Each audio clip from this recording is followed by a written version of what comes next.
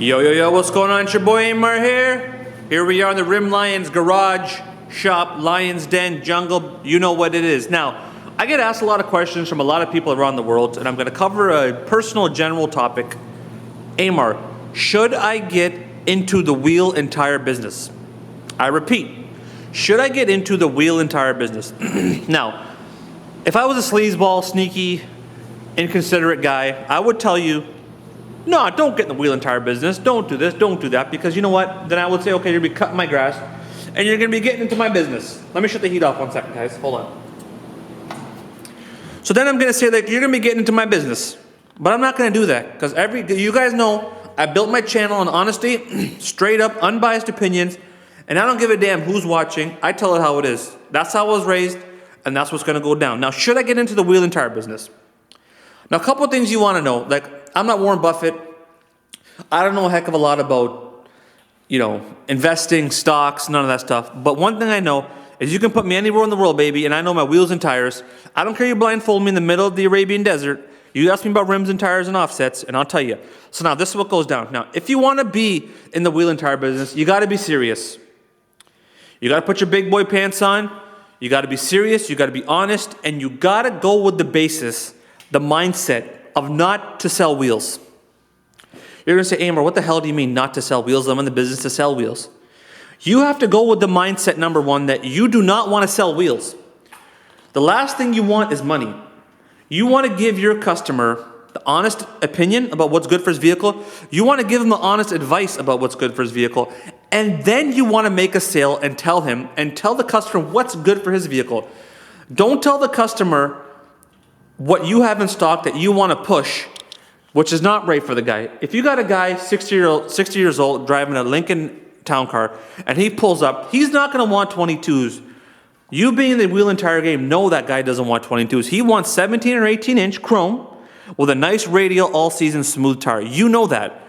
So don't push the guy to 22s and sell him 22s and make that extra $1,000 and then make the customer mad, and he's going to come back, he's going to hate you, and you lost that guy forever. That's how you do not run a successful wheel and tire business. Now, let's get back to that after. The next thing you do. I'm not in the showroom because that's all glitz and glamour. That's Las Vegas. That's a big, mirage in the desert. Let's get down to where the dirt and grime happens in the shop.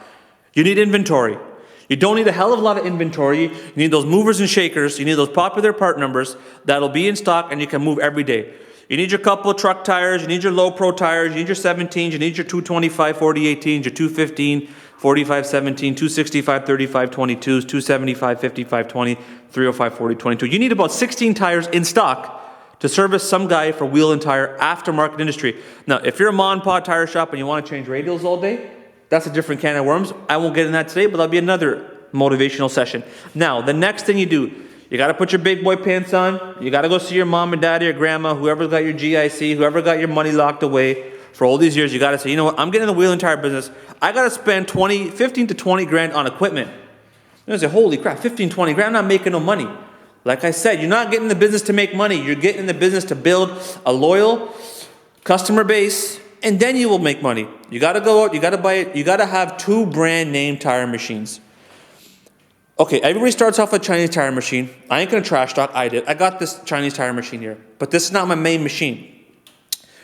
This right here is the main machine. This sucker right here, Coates 5060 AX, made in America. You got to buy an American-made tire machine because what happens is you're going to get back-end support from the tire manufacturer. They're going to be able to repair this machine within 24 hours. If you break a duck head, if you break a wheel clamp, if a hose busts, if the cylinders break, if this machine dies, they can bring it back to life in 24 hours, so you're back in business. Next thing you want to do, start off with a brand name wheel balancer. Do not buy a cheap, do not go on Kijiji and buy a $1,000 package with a tire machine balancer together. You will have comebacks. You're going to open your doors. You're going to close them as soon as you open because you're going to get frustrated and you'll never take off. Go to Hunter, do the payment plans, or go see your mom and dad or grandma, bum 5 grand off them, buy this wheel balancer, stick it in the shop, hammer drill to the ground, and let this baby balance those tires and have 0 comebacks. Next thing you want to do, it comes with the standard cones, a few tools and hammers.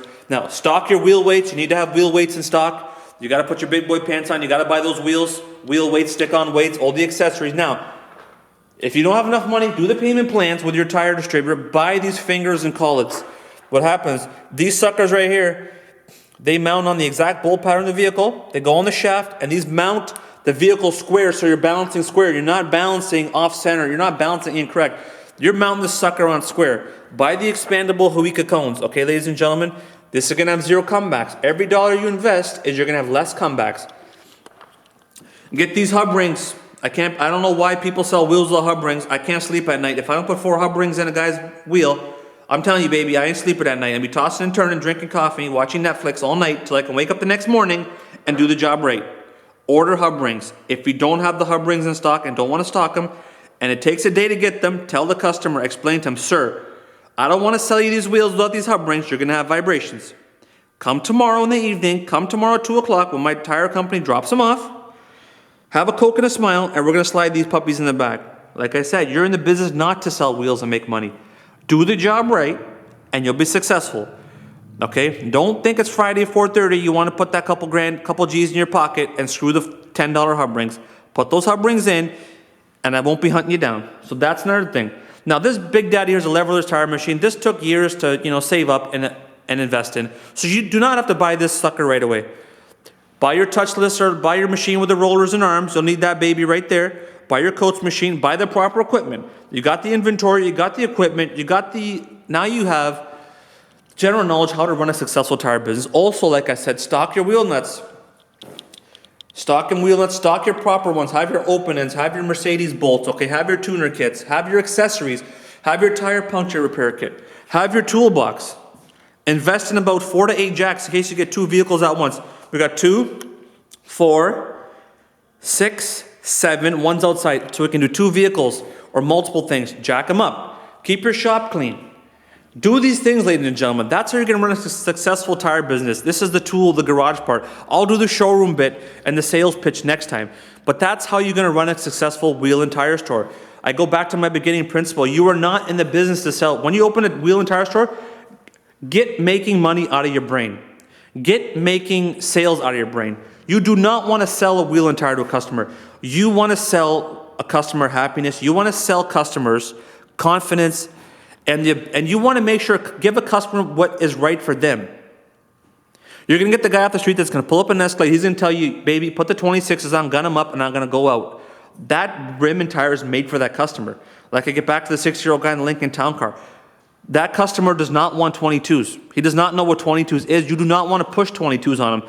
Don't mislead customers, and don't be greedy. Be honest. You'll make money till the cows come home, and you'll be turning away customers because you have too many.